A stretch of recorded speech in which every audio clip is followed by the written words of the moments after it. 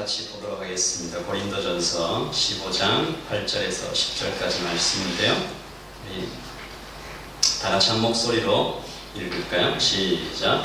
맨 나중에 못하여 난자 같은 내게도 오시셨느니라.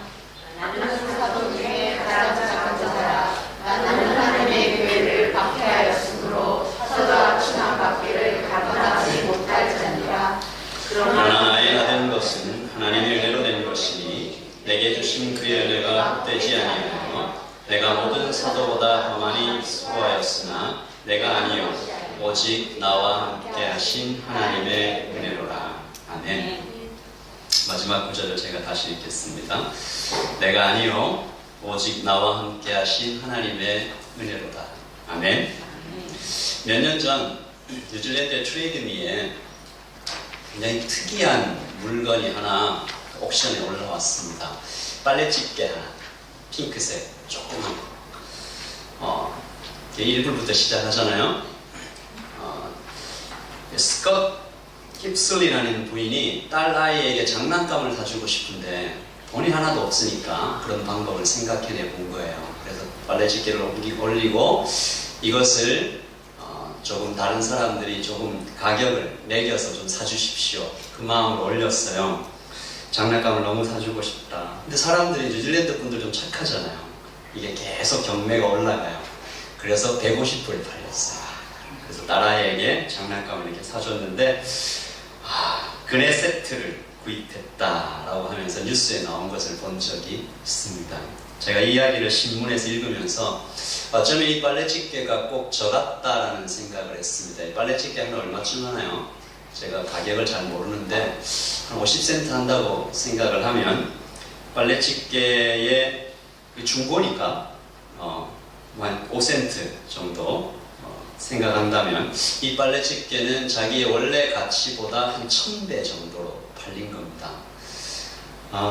제 삶 속에 예수님이 바로 그런 분이셨습니다.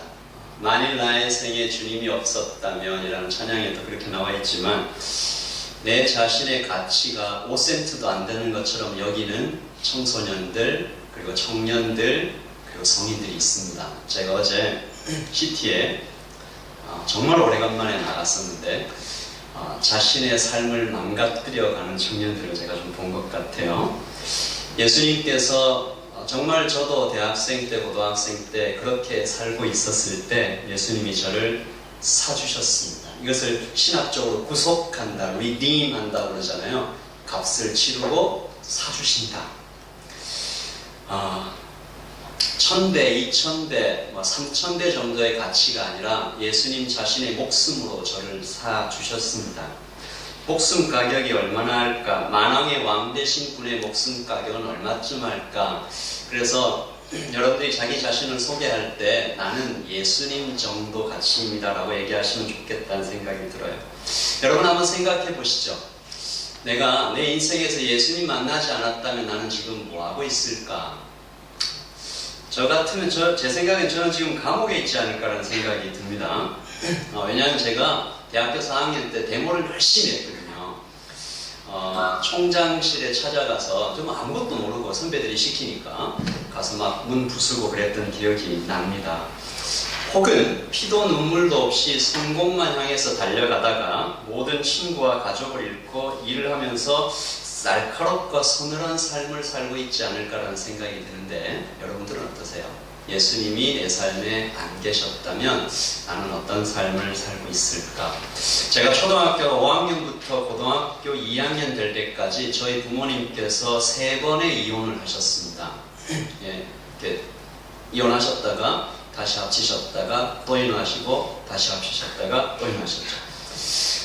새어머니가 오셔서 1년 넘게 같이 살아보기도 했고 새어머니와 제 아래 두 동생들이 심하게 갈등을 일으켜서 동생들과 함께 음식을 거부하고 저는 이제 그럴 마음이 없었는데 동생들이 동참해라 이러니까 같이 동참해서 사흘을 단식 투쟁을 한 적도 있습니다. 그러던 중에 고등학교 1학년이 들어갈 때 친구를 따라 교회에 나가게 됩니다. 제가 생각을 해보니까 내 어린 시절 가장 따뜻했던 기억은 교회 갈 때였어요. 지금은 그런 한국의 그런 이야기들이 많이 사라졌는데, 예전에는 24일 날 크리스마스 이브 때 교회에 오면 아이들에게 빵을 나눠줬어요. 선물도 많이 주고, 그때 이게 교회 가라 그러면서 제가 그때 매년 24일 날 집 근처에 있는 교회에 가서 빵을 받아온 적이 있습니다. 하나 받으면 저만 먹어야 되니까 줄을 다시 써서 2개, 다시 써서 3개 받았던 기억이 있어요. 지금 생각해보면 선생님들이 그거 다 아시면서 봐주셨지 않을까. 집에 가서 나눠 먹고 그랬던 기억이 있는데 참 따뜻했어요. 그래서 교회에 가야 되겠다 라고 생각을 하고 친구에게 나 교회 좀 데려가 달라 라고 얘기했는데, 정말 고맙게도 그때 제 친구 중에 한 명이 저를 교회에 데려가 주었습니다. 그래서 예수님을 만났죠.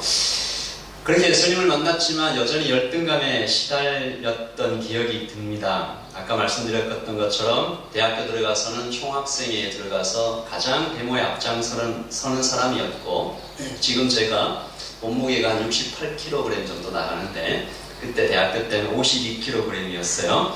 너무 마르고 가정환경 좋지 않고 가난하고 참 열등감에 시달렸던 것 같아요. 그 열등감을 감추기 위해 저는 아주 열심히 살았던 것 같습니다. 새벽 4시부터 톱밥을 퍼서 자루에 담아 파는 그 아르바이트를 했었고, 학업, 교회일, 그리고 선교단체, 찬양팀의 단장, 굉장히 열심히 살았는데, 여러분, 너무 열심히 사는 사람 주위에 사람이 없습니다. 막 일 중심의 사람을 누가 좋아하겠어요?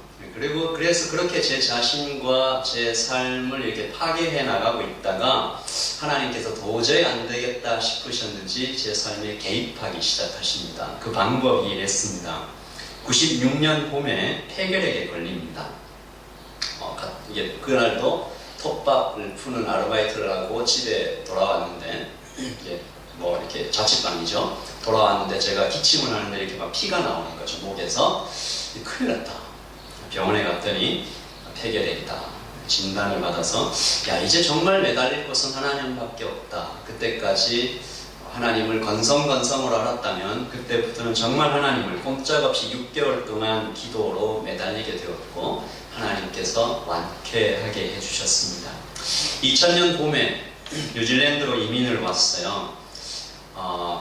제가 그러니까 96년 봄에 폐결핵에 걸리고 97년에 완쾌했는데, 그때부터 하나님한테 열심히 살아야겠다고 생각하고 다니던 직장도 다 그만두고 이제 CCC 간사로 일하기 시작했으니까 모아놓은 돈이 없잖아요. 뉴질랜드 오니까 통장에 차 사고 그리고 렌트비 내니까 이제 한 6주 정도 살 수 있는 돈이 딱 남더라고요. 이거 어떡하냐. 그때도 생각할 수 있는 것, 살 수 있는 것은 기도밖에 없었습니다. 제가 그때 교회와 저희 렌트집이 걸어서 한 5분 정도 걸렸는데, 제 아이를 유모차에 태우고 매주 새벽 예배 나가서 3가지 기도를 드렸던 것 같습니다. 첫째, 하나님 비 안 맞고 잘 수 있게 해주세요. 집 달라는 얘기입니다.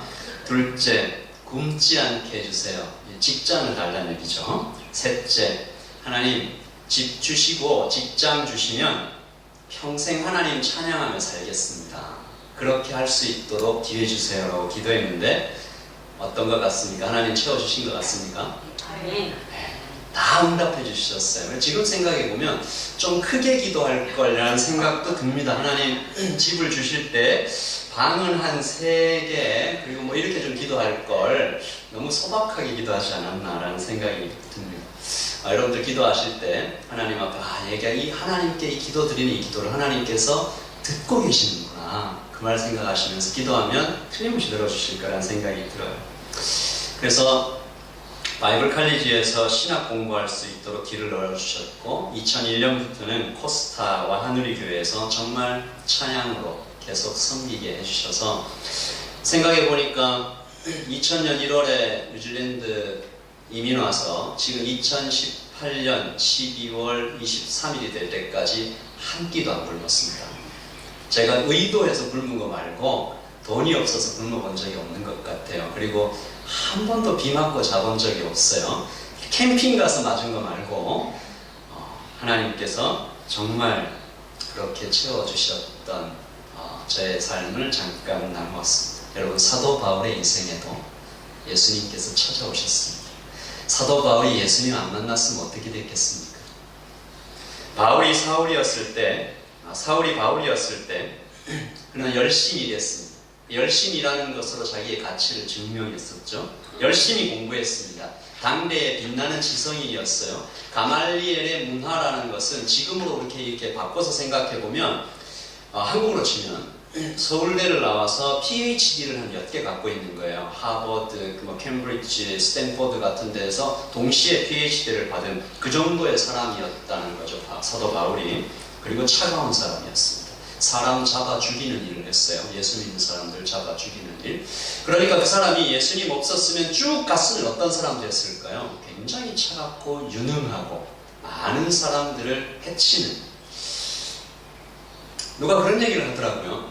히틀러가 만약에 교육을 받지 않았다면 인류 역사에 얼마나 많은 유익을 끼쳤을까. 그가 교육을 받고 스마트한 사람이 되었기에 600만이라는 유대인이 죽게 되지 않았습니까?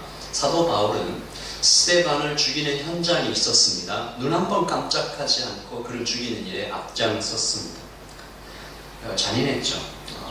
그리고 자신을 파괴해 나가는 사람이었는데 그에게 예수님이 찾아오고 나서 그의 삶이 완전히 바뀝니다. 나를 위해 죽어주신 분이 예수님이구나. 만왕의 왕이신 예수님께서 여기 오셨구나. 그리고 나서 자기 자신을 다르게 보기 시작하고 다르게 말하기 시작하는 거죠. 여러분, 오늘 말씀에 그가 자기를 이렇게 소개합니다. 만삭되지 못하여 난 자. 그러니까 이게 완성되지 않은 자다. 이게 좀 볼품없다. 나는 아무것도 아니다. 요즘 청년들, 청소년들 표현으로 하면 뭐라고 해야 될까요? 생각이 잘 안 나는데 뭐라고 해요? 이런 아이들 보고 아싸, 이렇게 아웃사이더 이렇게 얘기를 하는 것 같은데, 여러분, 이 사도 바울이 자기 자신에 대해서 소개한 이 말이 성경에 쓰여 있다는 것을 우리가 주목해야 돼요. 겸손한 척한 게 아닙니다. 뼛속 깊은 곳에서부터 자기 자신을 정말 그렇게 생각하고 있다는 거죠. 자기 비하나 열등감이 아니고 겸손인데, 진정한 겸손은 하나님을 알고 나를 아는 것이라고 성경이 말하죠. 사전에서 겸손을 찾아보니까 이렇게 쓰여 있습니다.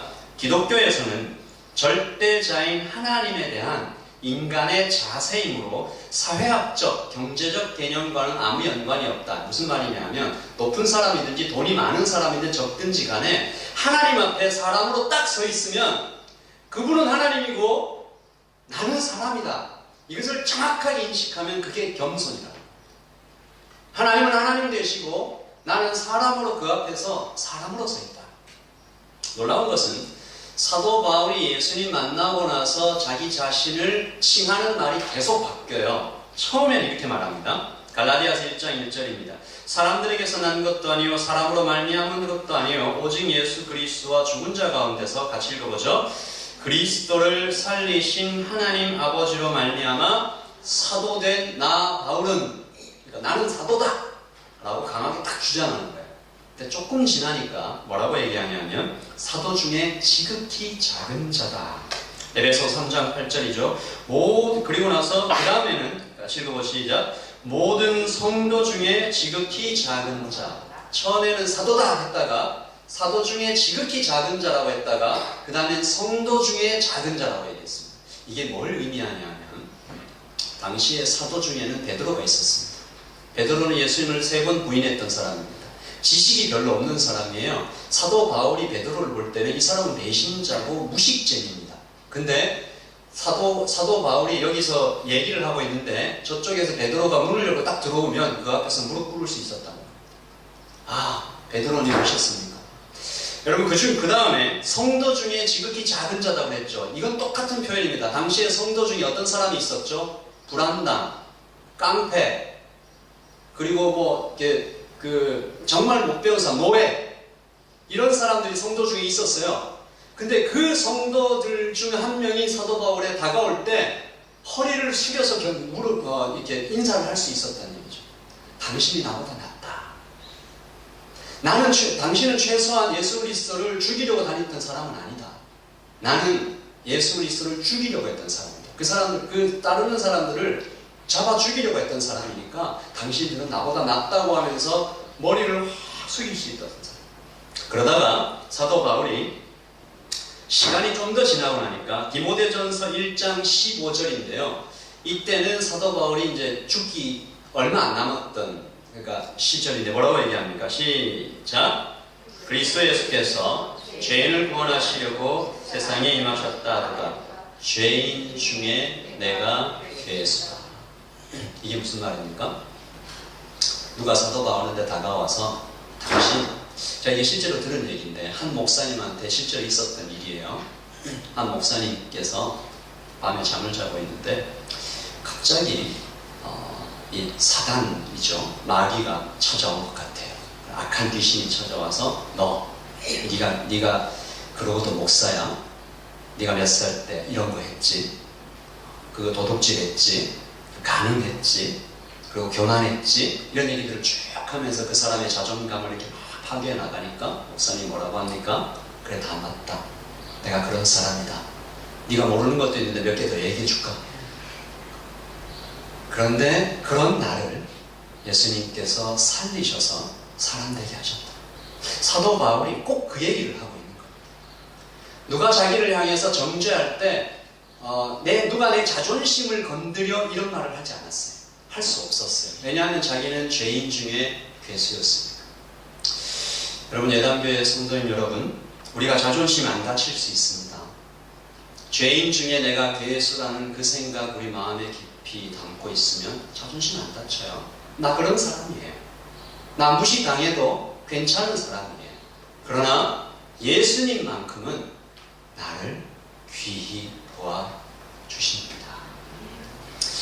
그렇게 사도 바울이 계속해서 자신을 낮추어 갑니다. 이게 굉장히 신기한 게 사도 바울이 점점점 거룩해져 가는데 자기 자신은 점점점 더 겸손해져 가는 거예요. 죽기 직전쯤에 할아버지 돼서 사도 바울이 얼마나 거룩했겠어요? 얼마나 성경에 대해서 더 깊이 알았겠어요? 그가 삼층천을 갔다 왔다고 했어요. 천국에 실제로 가서 환상을 보고 온 거예요. 놀라운 신비로운 영적인 체험을 합니다. 사도 바울의 손수건만 갖다가 사람들한테 덮어도 병이 나아요.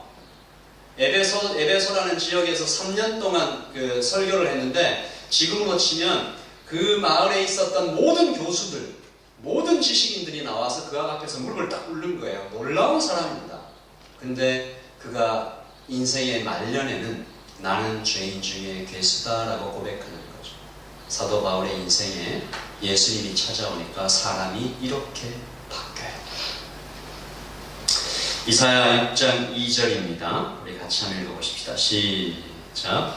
스라 천사들이 각각 6날개가 있어 그 둘로는 그 얼굴을 가리고 그 둘로는 그 발을 가리었고 그 둘로는 날며 서로 창화하여 가로되 거룩하다 거룩하다 거룩하다 만군의 여호와여 그 영광이 온 땅에 충만하도다.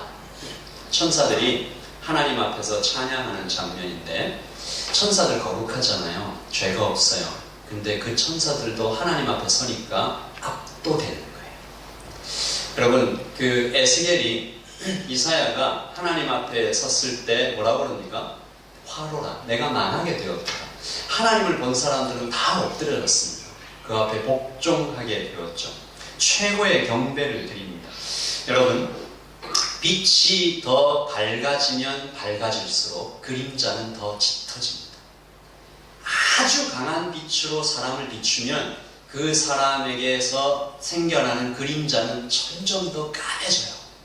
그러므로 하나님은 하나님의 빛에 점점 더 우리가 노출이 될수록 우리는 내가 정말 죄인이구나 라는 걸 발견하고 점점 더 자신을 낮추어 가는 것입니다. 거룩해지고 싶다면, 겸손해지고 싶다면, 더 나은 사람이 되고 싶다면, 완전하고 풍성한 삶을 경험하고 싶다면 단 하나, 우리 한번 따라서 하실까요? 예수님께 더욱 가까이 나아가야 합니다. 비결은 하나예요.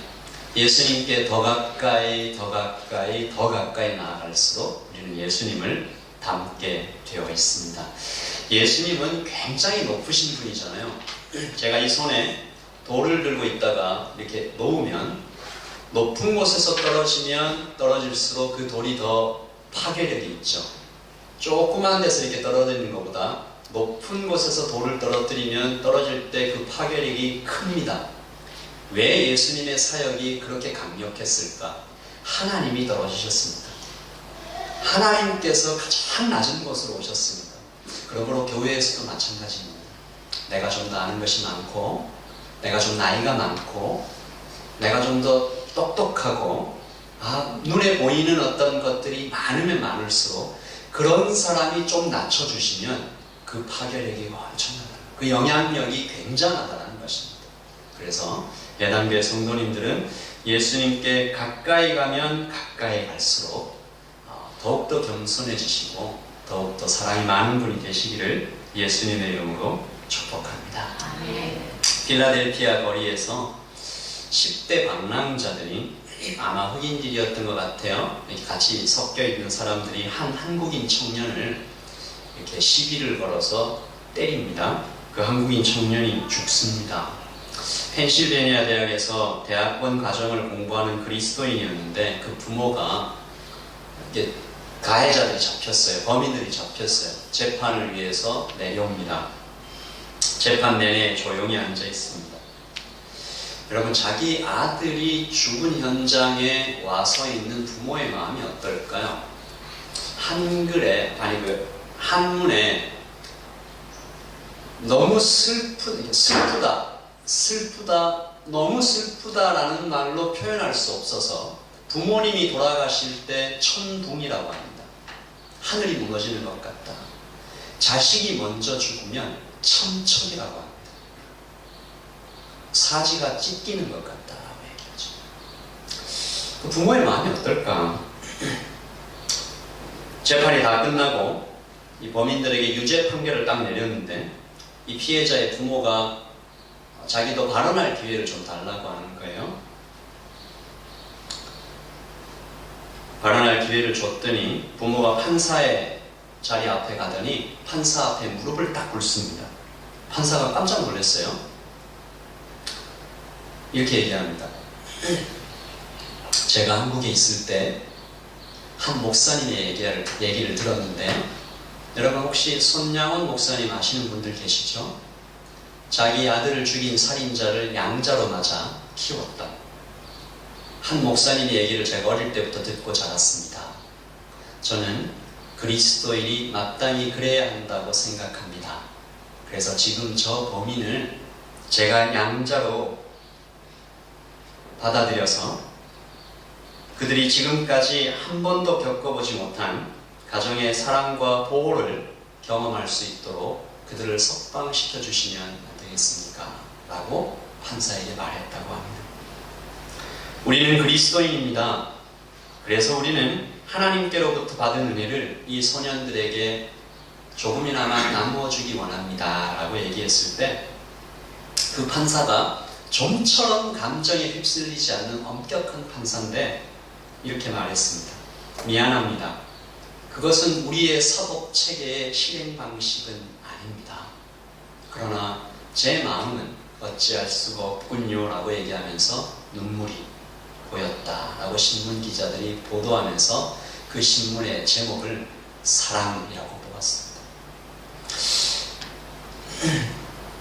놀라운 하나님의 은혜라는 책에서 필립 얀시는 이렇게 말했습니다. 웬만한 일에는 세상도 교회 못지않거나 교회보다 낫다. 집을 지어주고 가난한 자를 먹여주고 아픈 사람을 고쳐주는 일은 굳이 교인이 아니어도 할 수 있다. 그러나 세상이 못하는 일이 하나 있다. 뭐라고 써 있습니까? 세상은 은혜를 베풀 수 없다. 세상은 준 것을 그대로 갚아주는 것에 능하죠. 요즘 시간이 허락하면 제가 한국에서 겪었던 일을 하나 좀 말씀드릴게요. 제가 6년 만에 한국을 가니까 얼마나 어리버리하겠습니까? 짐을 다 들고 저희 세 가족이 버스를 타려고 시도를 했는데 그때가 마침 퇴근 시간이었어요. 한국 서울의 퇴근 시간이 얼마나 바쁩니까? 제 아들이 몇 번이나 저에게 얘기했습니다. 아버지, 이 짐을 들고 버스에 타는 것은 안 될 말입니다. 라고 말했죠. 근데 저는 이 버스를 타야 가장 지금 가까운 거리로 가니까 타자 했는데, 짐을, 이게 큰 짐입니다. 이 공항짐 있죠. 들고 탔는데 버스 운전기사가 지하철 타세요. 막 소리를 지르면서 윽박을 지르는 거 얼마나 미안하고, 그때가 추운 겨울이었는데 땀이 나더라고요. 너무 당황하고 너무 막 이 수모를 당했잖아요. 그래서 너무 부끄럽고 막 다 쳐다보고, 그래서 그 다음 정거장에 내리기로 했습니다. 내리는데 버스 운전기사가 화가 난 거죠. 아들만 내렸는데 문을 닫아버린 거예요. 출발을 해버려요.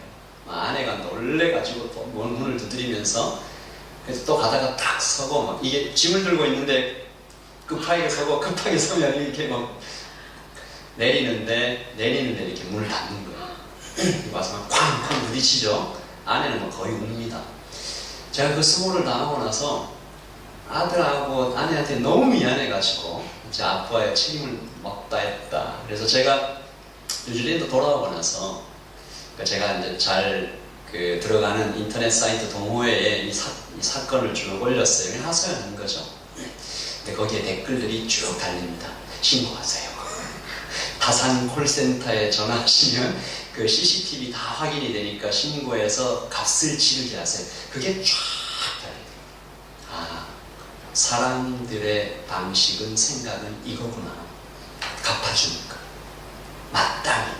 자, 그래서 제가 그걸 원해서 이게 쓴 게 아닙니다. 저는 그냥 하소연한 겁니다. 라고 올렸는데, 제2의 피해자를 막아야 됩니다. 그 잠재적인 위협입니다. 그런 버스 기사는 제거해야 됩니다. 그래서 쭉 달려. 교회의 방식은 달라야 할 것 같습니다. 저 사람이 나에게 이렇게 했으니 나도 그대로 갚는다. 네가 나에게 이렇게 나의 자존심을 건드렸으니 나도 그렇게 한다. 가 아니라, 세상이 못하는 일이 하나 있다. 세상은 은혜를 베풀 수 없다. 여러분의 인생을 돌이켜보실 때 내가 예수님 만나지 않았으면 과연 은혜를 알았을까? 나는 지금 어떤 모습이 되었을까? 사도 바울은 말합니다. 나에게 주신 하나님의 은혜가 헛되지 아니하였다. 나에게 주신 하나님의 은혜가 헛되지 아니하였다. 나를 바꾸었고, 나를 통해서 만나는 많은 사람들을 바꾸었고, 교회가 개척이 되었고, 수많은 사람들이 주님 앞에 돌아왔다. 나에게 주신 하나님의 은혜가 헛되지 아니하였다. 우리 인생이 마치는 날, 여러분 중에 누군가의 묘비에 이분에게 베푸신 하나님의 은혜가 헛되지 아니하였다. 여러분이 천국의 문을 열고 사랑하는 주님을 얼굴과 얼굴을 대하고 탁 만났을 때, 그래, 내가 너에게 베푼 은혜가 헛되지 아니했다 라고 하시는 하나님의 칭찬을 들으면 우리가 얼마나 기쁠까 라는 생각이 듭니다. 여러분, 여기에 있는 우리 청년들로부터 우리 어르신들까지 누구 하나 차별이 없습니다. 은혜를 아느냐, 그것이 그리스도인이고, 그분의 은혜가 너무 커서 항복할 수밖에 없는 그 은혜의 현장 앞에 계속 나아가서 우리 예당교회 성도님들 한 분도 빠짐없이 나에게 주신 하나님의 은혜가 헛되지 아니하였다라고 고백하시는 여러분들 되시기를 2018년 마지막에, 그리고 또 매년 이맘때에 하나님 2019년에 제게 주신 하나님의 은혜가 헛되지 아니하였습니다 라고 고백하는 성도님들 되시기를 예수님의 이름으로 축복합니다. 아멘. 우리 같이 한번